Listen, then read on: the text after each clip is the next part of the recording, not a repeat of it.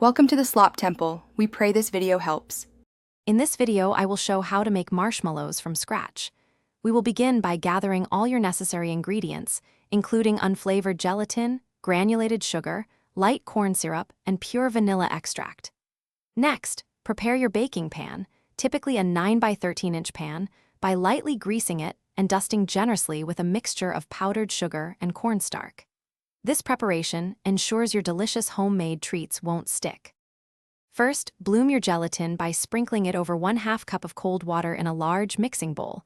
Let it sit for about 10 minutes. Meanwhile, in a heavy-bottomed saucepan, combine 2 cups of granulated sugar, 1 cup of light corn syrup, and 1/2 cup of water. Bring this mixture to a boil over medium-high heat, stirring until the sugar dissolves. Continue cooking without stirring until it reaches precisely 240 degrees Fahrenheit. Once your syrup reaches 240 degrees, carefully and slowly pour the hot syrup into the bloomed gelatin mixture while your stand mixer is running on low speed.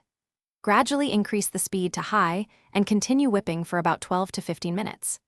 The mixture will transform into a thick, white, and incredibly fluffy marshmallow cream. Immediately pour this warm, sticky mixture into your prepared pan.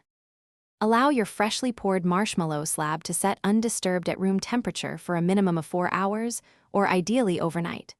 Once firm, generously dust a clean cutting surface with your powdered sugar and cornstarch mixture. Invert the marshmallow slab onto this surface. Using a sharp, greased knife or pizza cutter, slice the marshmallow into 1-inch squares. Finally, toss each piece in the sugar mixture to prevent sticking and enjoy your homemade treat. Thanks for watching. Consider subscribing if we helped you.